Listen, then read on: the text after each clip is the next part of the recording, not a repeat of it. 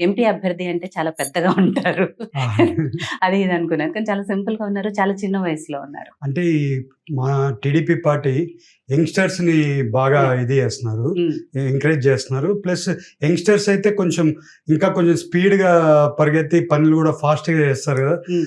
ఇంకోటి ఏందంటే యంగ్‌స్టర్స్‌కి ఉండే ఒక అవకాశం ఏందంటే వాళ్ళు ఏదైనా గానీ డెసిషన్ మేకింగ్‌లో ఫాస్ట్ ఉంటారు. హ్మ్. ఏదైనా గానీ అప్రోచింగ్ ఈజీగా ఉంటుంది వాళ్ళతో. అదే ఓల్డ్ సీజన్ పొలిటీషియన్స్‌తో కొంచెం ఆ జనాలపై మాట్లాడాలన్నా, ఏదైనా హ్మ్. చేయాలన్నా అంత ఇది ఉండదు కాబట్టి మాతో యంగ్‌స్టర్స్‌కైతే బావుంటదని మా పార్టీ ఎంకరేజ్ చేసింది. హ్మ్. అదే రకంగా నేను ఇవాళ రైట్. ఇక్కడికొచ్చానండి. అంటే సీనియర్‌ల అనుభవాలు తీసుకొని మీలాంటి వాళ్ళని ముందు పెట్టి అవును. అవును. నడిపించాలనుకుంటున్నారు. ఈసారి టీడీపీ ఎట్టి పరిస్థితుల్లో అధికారంలోకి రావాలి అనే కసితోనే ప్రతి తెలుగుదేశం కార్యకర్త దగ్గర నుంచి ముఖ్య నాయకుల వరకు అందరూ కూడా పనిచేస్తున్నారు. సో, మీరు ఏలూరు ఎంపీ అభ్యర్థిగా పోటీ చేయబోతున్నారు కాబట్టి ప్రచారంలో ఇప్పటికే తిరుగుతున్నారు. జనాలందరినీ కలుస్తున్నారు. సో, వాళ్ళ రెస్పాన్స్ ఎలా ఉంది? ఓవరాల్‌గా టీడీపీ గెలుపు అవకాశాలు ఎలా ఉన్నాయనుకుంటున్నారు? మేము ప్రచారం స్టార్ట్ చేసామండి. హ్మ్. టోటల్‌గా 7 కాన్స్టిట్యున్సీలు అప్పుడే ఆల్మోస్ట్ ఒక అందరిని టచ్ చేసాం. ఆహ్, అందరూ గూడా చాలా వెల్కమింగ్ ఉన్నారు. ఈ గవర్నమెంట్‌కి ఇప్పుడు ఉండే వైఎస్ఆర్‌సీపీ వాళ్ళకి ఏం పనులు చేయలేదు కాబట్టి మనలతో టీడీపీ గవర్నమెంట్‌కి ఈసారి ఎట్లైనా టీడీపీ గవర్నమెంట్ తీసుకొని రావాలని చాలా అగ్రెసివ్‌గా ఉన్నారు. ఓటింగ్ ఇంకా 30 రోజులు ఉందంటే వాళ్ళు ఇన్ని రోజులు ఎందుకు తొందరగా ఈ గవర్నమెంట్ పంపించేసి హ్మ్. టీడీపీ పార్టీని తెచ్చుకుంటే ప్రతి ఒక్క ప్రాజెక్టులన్నీ కంప్లీట్ చేసుకొచ్చి ఈ రోడ్లు ఇయన్నీ ఈ పరిస్థితులు మీరు చూస్తున్నారు గదా! హ్మ్. ఇయన్నీ గూడా ఓవర్‌కమ్ అవ్వొచ్చనేది జనాల్లో గూడా ఉంది. అది మేము ప్రచారం చేసేటప్పుడు బాగా కనబడుతుంది గూడా అండి. ఓకే. సో, మీరిందాక అన్నట్టు అంటే టీడీపీ చాలా యువకులకి అవకాశం కల్పిస్తోంది. యంగ్‌స్టర్స్‌ని ఎంకరేజ్ చేస్తుంది అని చెప్పారు. పార్టీ అవకాశం ఇవ్వటం వేరు. కానీ ఆ అవకాశం మీ దాకా రావటం వేరు. సో, యంగ్‌స్టర్స్ అందరూ గూడా ఆడుతూ పాడుతూ తిరుగుతారు. అండ్ ఆల్రెడీ మీరు ఆహ్, ఇండస్ట్రీస్‌లో వాటిలో వర్క్ చేస్తున్నారు కాబట్టి లైఫ్ హ్యాపీగా గడిచిపోతుంది. అలా చేద్దాము అనుకున్న వాళ్ళే ఎక్కువగా ఉంటారు యువకులు.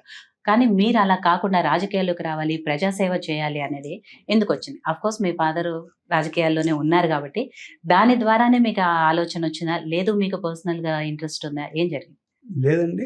బేసిక్‌గా మాకు విజయలక్ష్మి ఫౌండేషన్ అని మాదొక ట్రస్ట్ ఉంది. హ్మ్.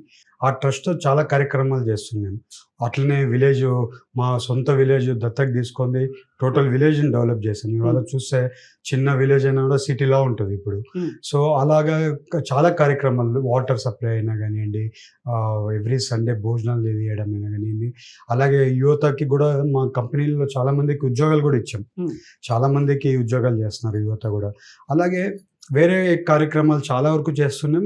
అలాగే చంద్రబాబు నాయుడు గారితో మాకుండే పరిచయం అయినా గానియండి, లోకేష్ గారితో ఉండే పరిచయం అయినా గానియండి, వాళ్ళకి నా ఐడియా తెలుసు. హ్మ్. ఓకే. అబ్బాయి అయితే బావుంటది.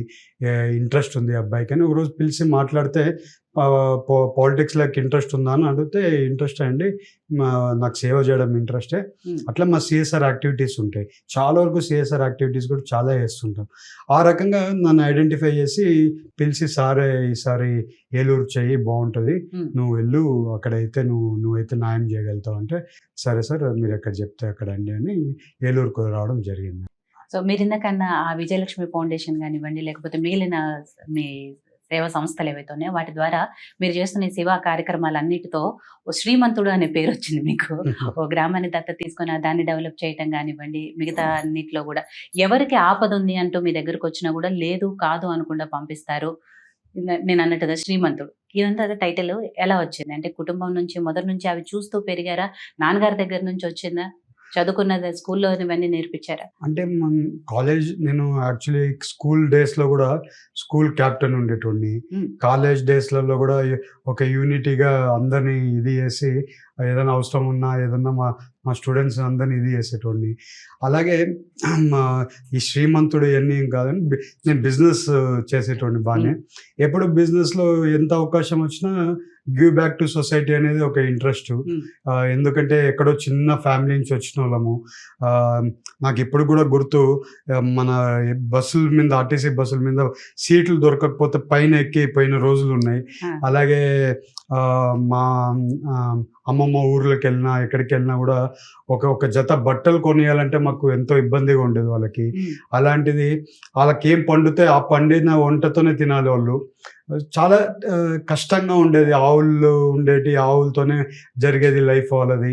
మా అమ్మమ్మ అంటే మా మదర్‌కి వీళ్ళందరూ అయన్నీ చూసినాక మనకాడ మనం ఎంతో కష్టపడి పైకొచ్చినాక మన దగ్గర ఉండే డబ్బులు గివ్ బ్యాక్ టు సొసైటీ చేయకపోతే, కష్టం ఉండేటోళ్ళకి మనం హెల్ప్ చేయకపోతే ఈ చే అదొక ఇది మాకు సొసైటీకి ఇవ్వాలి, ఏదో ఏదో ఒకటి చేయాలి. చేయాలనేది ఇంట్రెస్ట్ అండి. ఆ ఇంట్రెస్ట్‌తోనే ఎప్పుడు కూడా ఇది చేసేటోళ్ళం. ఎప్పుడు కూడా పాలిటిక్స్‌లో ఫాదర్ ఉన్నా కూడా నేను ఎప్పుడు కూడా ఈ పాలిటిక్స్ పోవాలనో, ఏదైనా ఇది చేయాలనో ఏమి ఇంట్రెస్ట్ ఉండేది కాదు గానీ, ఇంకా ఆపర్చునిటీ వచ్చింది. ఆ రకంగా ఇవాళ మీరు అంటున్నట్లు ఆ శ్రీమంతుడు అని ఊరికనే టైటిల్ పెట్టారు గానీ, అదేం కాదు. ఓన్ హార్టెడ్‌గా మా చిన్నప్పటి నుంచి చూసిన ఇన్సిడెంట్స్ ఇవన్నీ కూడా చూసి ఆ ఇంట్రెస్ట్ కలిగి వచ్చాను పొలిటిక్స్‌లోకి. యాక్చువల్‌గా చదువుకునే రోజుల్లో ఏం అవ్వాలనుకున్నారు పెద్దయ్యాక? నేను యాక్చువల్లీ ఇంజినీర్ అవ్వాలనుకున్నానండి. ఇంజినీర్ అయ్యి పెద్ద కంపెనీ పెట్టాలి. పెద్ద మాకిప్పుడు గూడా మా మా స్కూల్‌లో ప్రిన్సిపాల్ ఉండేది. ఒకరోజు ఆమె నన్ను చీఫ్ గెస్ట్‌గా పిలిచింది ఒక స్కూల్‌కి. ఆహా! సో, అప్పటికెల్లా బిజినెస్ చేస్తున్నాను. బాగా ఐడెంటిఫైడ్‌గా తిరుగుతున్నాను. అదే సేమ్ స్కూల్‌కి సేమ్ ప్రిన్సిపాల్ నన్ను పిలిచి మళ్ళీ యాస్ ఎ చీఫ్ గెస్ట్‌గా పిలిస్తే ఆ రోజు బాగా అనిపించింది. అట్లా స్కూల్ నుంచి నాకు ఆ ఇంట్రెస్ట్ ఏముండిందంటే ఇప్పుడు ఇంజినీర్ అవ్వాలి. పెద్ద కంపెనీస్ ఇప్పుడు అవన్నీ అయిపోయినాయి. ఇప్పుడు నెక్స్ట్ ఏంటంటే పొలిటిక్స్‌లోకి ఇన్వాల్వ్ ప్రజా చేశారు. సేవ చేయాలని. ఇది నేను కావాలని చేసింది కాదండి. హ్మ్. ఆటోమేటిక్‌గా అది అట్లా జరిగిపోయింది. ఓకే.